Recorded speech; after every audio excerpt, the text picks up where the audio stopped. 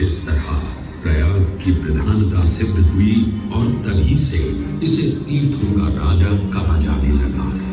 आज भी ऐसी मान्यता है कि भगवान ब्रह्मा ने गंगा नदी के पश्चिमी तट पर 10 अश्वमेध यज्ञ संपन्न किए थे। आज उस स्थान को हम दशाश्वमेध घाट के नाम से जानते हैं।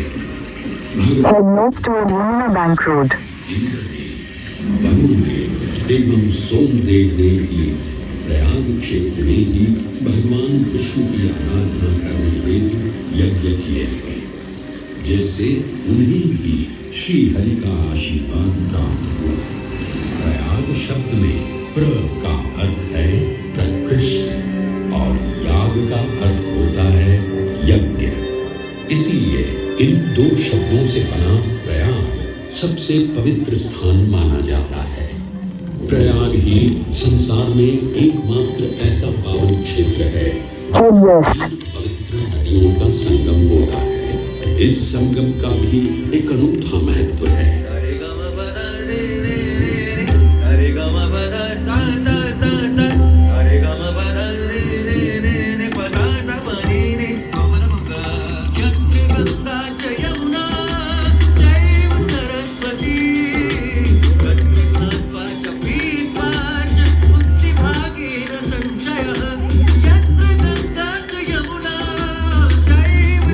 West.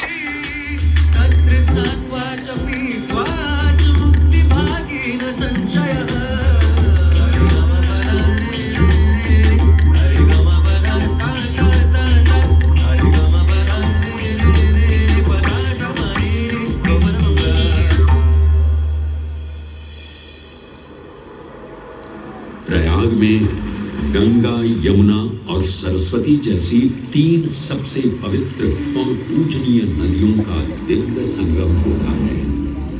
इन नदियों के संगम में स्नान करने एवं संगम का जल ग्रहण करने से मनुष्य मुक्ति का अधिकारी बन जाता है और इसमें किंचित भी संदेह नहीं है।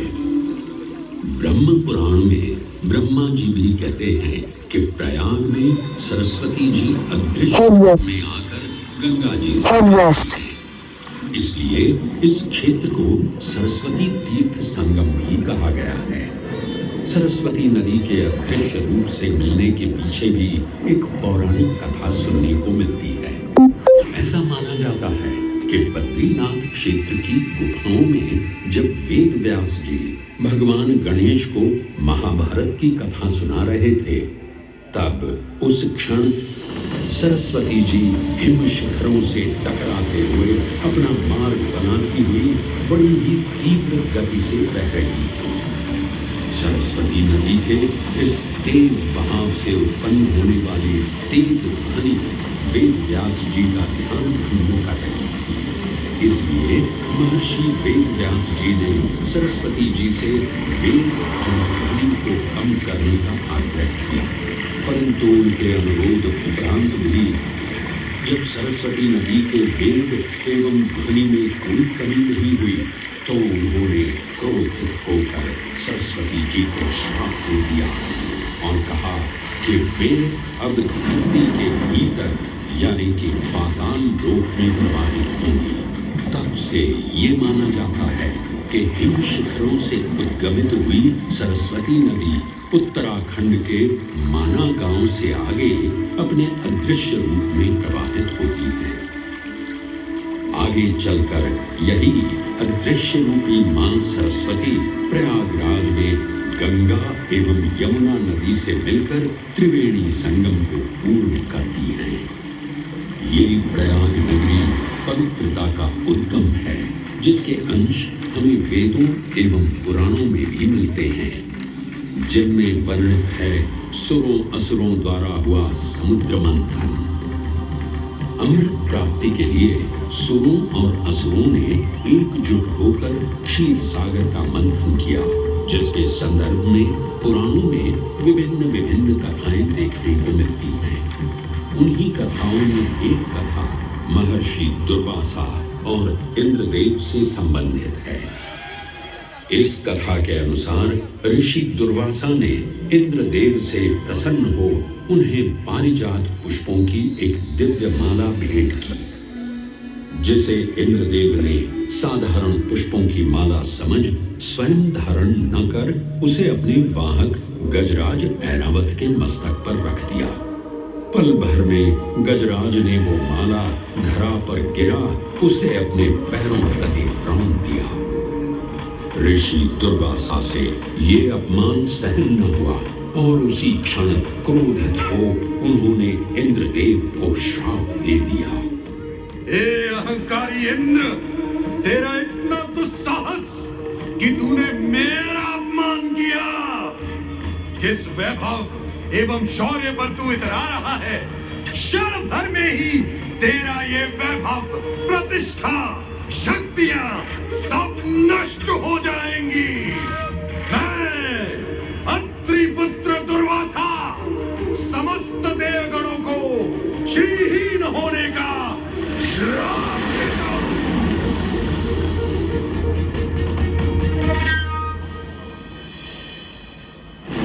इस श्राप के परिणाम स्वरूप स्वर्गलोक से वैकुंठ धाम तक का सारा वैभव चला गया।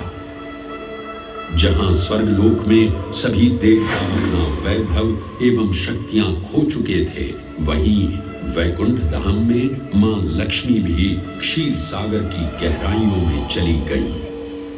उनके जाते ही सृष्टि का संतुलन बिगड़ने लगा एवं असुर राजा बलि तीनों लोग अपने अधीन कर लिए। ये सब देखकर सभी देवतागण अपने श्राप के निवारण हेतु भगवान विष्णु की शरण में जा पहुंचे और कहने लगे, हे पालनहार, हे स्वामी, अब आप ही हमें इस श्राप से मुक्त होने का मार्ग बता सकते हैं, अन्यथा हम अपनी शक्तियों से सदैव वंचित ही रहेंगे और युद्ध में कभी भी असुरों का सामना नहीं कर पाएंगे। हे देवराज, ऋषि दुर्वासा के श्राप से सभी देवतागण जीवन मृत्यु के काल चक्र में बंध चुके हैं। इस काल चक्र एवं श्राप से मुक्त होने के लिए अब केवल एक ही मार्ग शेष है और वो है समुद्र मंथन। इस समुद्र मंथन से निकलने वाले रत्न ही आपके खोए हुए यश, वैभव और कीर्ति को पुनः स्थापित करेंगे। परंतु आपको इस मंथन के लिए असुरों के बल की भी आवश्यकता होगी, क्योंकि उनके बिना यह समुद्र मंथन संभव नहीं है। जैसी आपकी आज्ञा प्रभु। हम असुरों के साथ समुद्र मंथन करने के लिए तैयार हैं। देवताओं और असुरों ने एक मत होकर सागर का मंथन करना स्वीकार किया। जहां मंदार पर्वत मथनी के रूप में आए तो वहीं वासुकी नाग को नेति की भूमिका मिली। भगवान विष्णु ने स्वयं कुर्म अवतार धारण कर मंदार पर्वत को उसका आधार प्रदान किया। क्षीर सागर को मथना शुरू किया गया और 14 रत्नों में सबसे पहले हलाहल विष उत्पन्न हुआ। उस विष के प्रभाव को कोई भी देवता या असुर सहन करने में समर्थ नहीं थे। इस कालकूट विष से सृष्टि का विनाश हो सकता था। इसीलिए इस आपदा से बचाने स्वयं देवों के देव महादेव प्रकट हुए और उन्होंने इस विष का पान किया। ये सब देख मां पार्वती ने विष को भगवान शिव के कंठ तक ही रोक दिया। इस कालकूट विष के प्रभाव से महादेव का कंठ नीला पड़ गया और तभी से उन्हें नीलकंठ के नाम से भी जाना जाने लगा।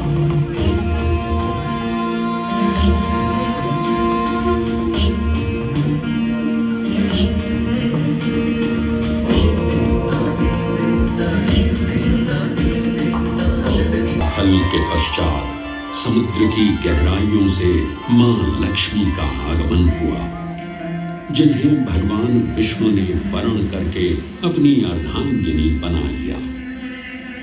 इसके पश्चात समुद्र मंथन से एक एक कर कामधेनु गाय, पारिजात वृक्ष, चंद्र, कल्प वृक्ष, अपार सुंदर अप्सराएं, गंधर्व, शंख, उच्चैःषवा, वारुणी एवं कौस्तुभ मणि जैसे अनेक रत्न उत्पन्न हुए।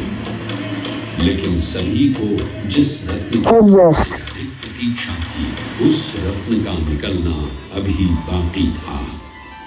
अंततः आयुर्वेद के देव धन्वंतरी अपने हाथ में अमृत कुंभ लिए प्रकट हुए। अमृत कुंभ पाने की लालसा में सुरों और असुरों के मध्य एक घमासान युद्ध आरंभ हो गया। इसी युद्ध के दौरान स्वरभानु नाम का एक असुर अमृत कुंभ को अपने अधीन कर पाताल लोक की ओर चल दिया। अमृत कलश को वापस पाने हेतु देवतागण अपने आराध्य भगवान विष्णु का स्मरण करने लगे। तदोपरांत भगवान विष्णु एक सुंदर अप्सरा मोहिनी का रूप धारण कर पाताल लोक पहुंचे, जिसे देख सभी असुर सम्मोहित होने लगे।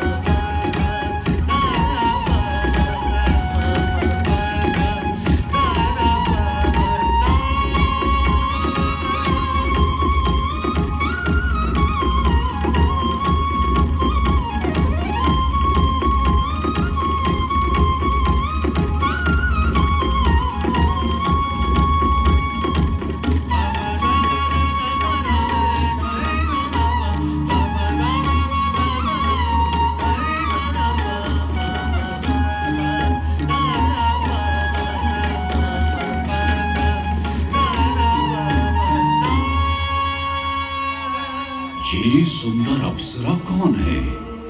कहां से आई है? इसने तो मेरा मन ही मोह लिया। इसे तो मैं ही लेकर रहूंगा। इस सुंदर अप्सरा ने तो हम सबको सम्मोहित कर लिया है। हे सुंदरी, तुम कौन हो और यहाँ क्यों आई हो? हे असुरराज, मैं मोहिनी हूँ और आप ये समझ लीजिए कि मैं आप ही की सहायता हेतु यहाँ पर आई हूँ। हमारी सहायता हेतु? परंतु वो कैसे सुंदरी?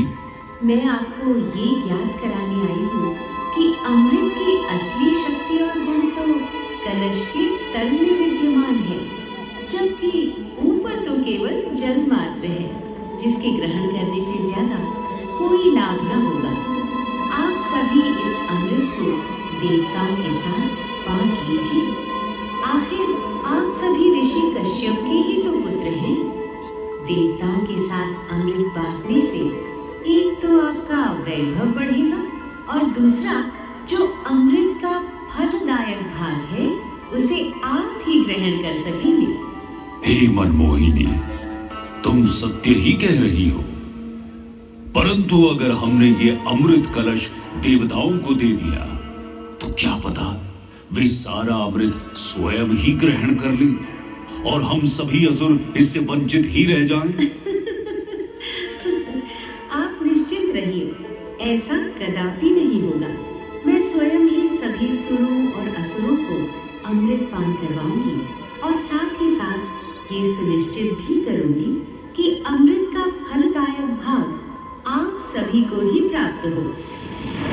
बस फिर क्या था, भगवान विष्णु की अपरंपार लीला आरंभ हुई।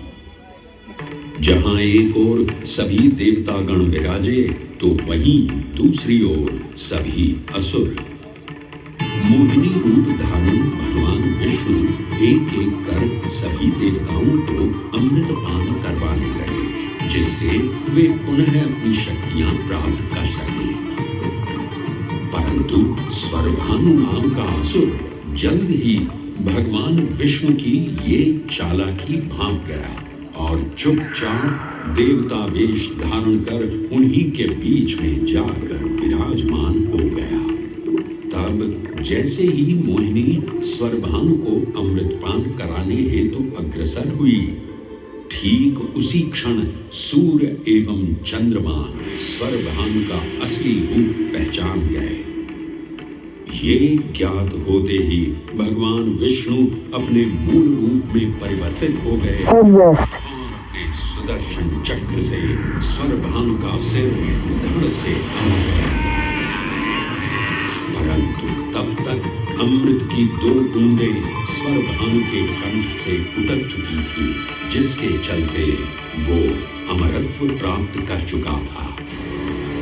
इस तरह स्वरभानु के कटे हुए सिर के भाग को राहु का नाम मिला और धड़ को केतु के नाम से जाना जाने लगा।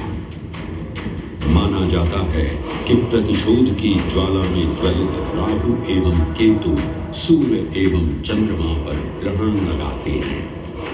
इस प्रकार सूर्य और चंद्र पर ग्रहण लगना राहु और केतु का प्रतिशोध माना जाता है।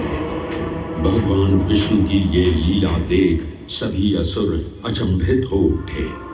इससे पहले कि वे कोई प्रतिक्रिया दे पाते, भगवान विष्णु के वाहन पक्षीराज गरुड़ ने शीघ्रता से अमृत कलश को उठा लिया और अपने साथ लेकर स्वर्गलोक की ओर उड़ चले। कहते हैं पक्षीराज की इस यात्रा के दौरान पृथ्वी पर 4 जगह अमृत की कुछ बूंदें छलक कर गिर पड़ी थी और इन बूंदों से उन नगरों की नदियों के पानी में अमृत जैसे गुण आ गए थे। वे 4 स्थान हरिद्वार, प्रयाग, उज्जैन एवं नासिक है और यही कारण है कि इन 4 नगरों में कुंभ का पर्व मनाया जाता है। ऐसी भी मान्यता है कि एक दिव्य दिवस एक सांसारिक वर्ष के बराबर होता है और पक्षीराज गरुड़ की यात्रा में 12 दिन लगे थे। इसीलिए हर 12वें वर्ष में कुंभ पर्व मनाया जाता है।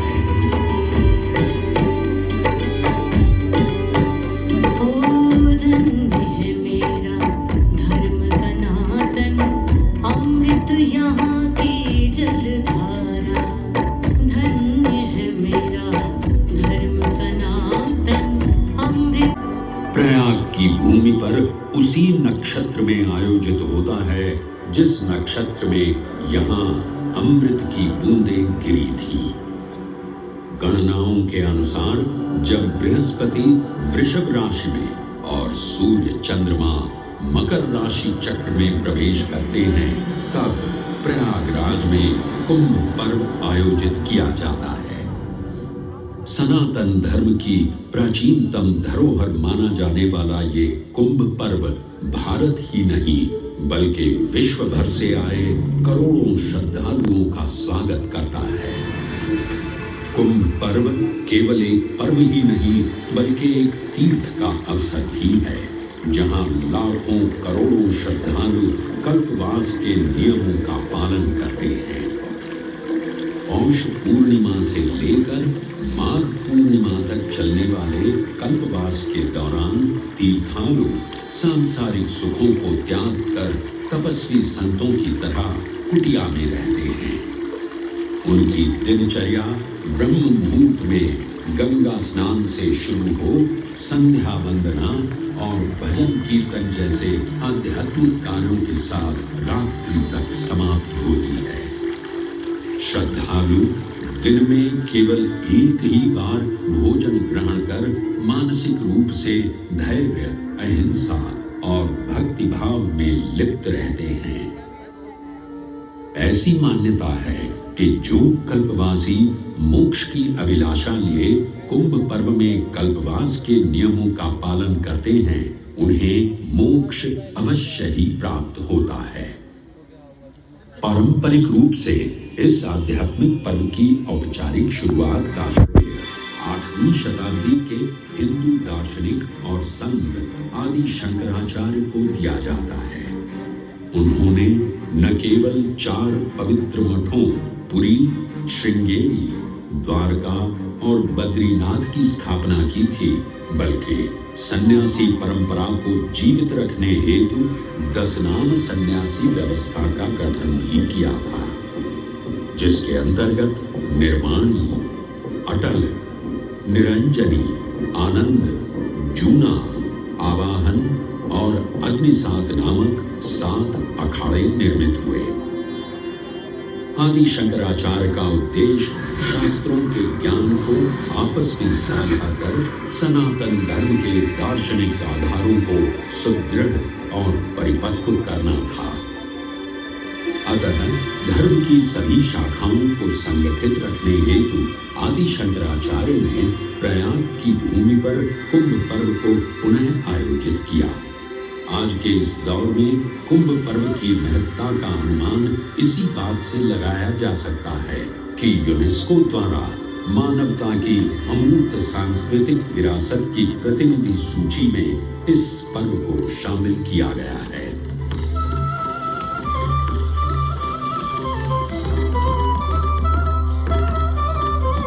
भरद्वाज, वासुकी, अक्षयवट और शेषनाग प्रयाग के इन 7 तीर्थ नायकों की हम वंदना करते हैं, परंतु उक्त 7 तीर्थ नायकों में वेणी माधव का ही प्रमुख स्थान है। त्रिवेणी संगम में स्नान के साथ साथ श्रद्धालु वेणी माधव मंदिर में दर्शन कर भगवान विष्णु का आशीर्वाद भी प्राप्त करते हैं। मान्यताओं के अनुसार वेणी माधव इलाहाबाद किले के परिसर में स्थित पातालपुरी मंदिर में एक पवित्र अक्षयवट वृक्ष के पत्तों पर एक बालक के रूप में विश्राम करते हैं। पौराणिक कथाओं के अनुसार अक्षयवट एक शाश्वत वृक्ष है जो भगवान विष्णु का स्थायी निवास है, जहां से वे सृष्टि का पुनः निर्माण करते हैं। त्रेता युग में भी अक्षयवट वृक्ष का उल्लेख देखने को मिलता है। कहा जाता है कि भगवान श्री राम, माता सीता एवं अनुज लक्ष्मण अपने वनवास काल में इस स्थान पर आए थे। वैसे तो भगवान श्री राम का वनवास प्रयाग में श्रृंगी ऋषि को समर्पित श्रृंगवेरपुर धाम से आरंभ होता है।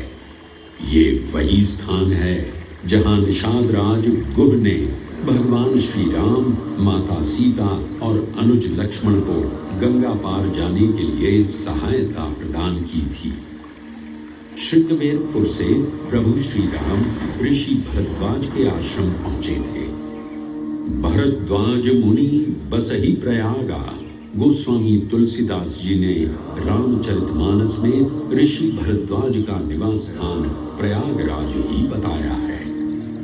ऋषि भरद्वाज से त्रिवेणी संगम की महिमा सुन प्रभु श्री राम, माता सीता और अनुज लक्ष्मण त्रिवेणी संगम में स्नान कर तीनों नदियों का आशीर्वाद प्राप्त करते हैं। इसी कड़ी में एक प्रचलित कथा के अनुसार संगम तट पर ही माता सीता ने प्रभु श्री राम से महादेव और परम शक्ति मां पार्वती की आराधना करने की अपनी मनोकामना को व्यक्त किया था, जिसके उपरांत प्रभु श्री राम ने यमुना तट पर भगवान भोलेनाथ और मां पार्वती को समर्पित एक मंदिर का निर्माण करवाया था, जिसे आज हम मनकामेश्वर मंदिर के नाम से भी जानते हैं। त्रेता युग में स्वयं प्रभु श्री राम ने माता सीता के साथ इसी मंदिर में भगवान शिव एवं मां पार्वती की पूजा अर्चना कर उनसे आशीर्वाद प्राप्त किया था। महादेव के इस प्राचीन मंदिर से अगर थोड़ा आगे चले तो उन्हीं के अंशावतार पवन पुत्र हनुमान जी का मंदिर भी विद्यमान है।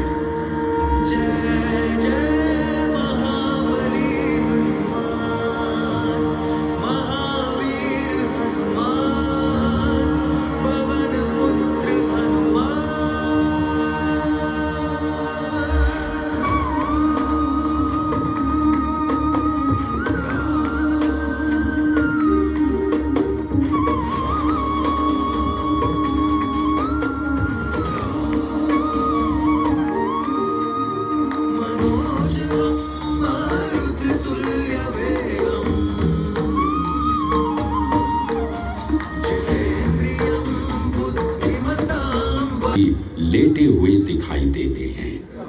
प्रचलित कथाओं की माने तो हनुमान जी के आदेशानुसार बाघंबरी बाबा को इस तट पर उत्खनन करते समय हनुमान जी की एक दिव्य मूर्ति प्राप्त हुई थी, जिसके फलस्वरूप आज यहाँ बड़े हनुमान जी का मंदिर विद्यमान है। इस चमत्कार से विस्मयाभिभूत हुए बाबा बाघंबरी ने हनुमान जी की सेवा में अपना जीवन समर्पित कर दिया। आज भी इस मंदिर की देखरेख का कार्यभार बाघंबरी गद्दी ने ही संभाल रखा है। पुराणों एवं अनेक धार्मिक ग्रंथों में वर्णित प्रयाग क्षेत्र के कौशाम्बी का उल्लेख देखने को मिलता है। कौशाम्बी प्राचीन भारतीय वत्स महाजनपद की राजधानी थी। गौतम बुद्ध ने अपने तपस्वी जीवन के 6वें और 9वें वर्ष यहीं बिताए और अपने अनुयायियों को कई महत्वपूर्ण धर्मोपदेश भी दिए। बौद्ध धर्म से अगर जैन परंपरा की ओर चले तो ऐसी मान्यताएं आज भी प्रचलित हैं कि प्राचीन तीर्थंकर ऋषभदेव ने भी वत्स देश में ही ज्ञान प्राप्त किया था।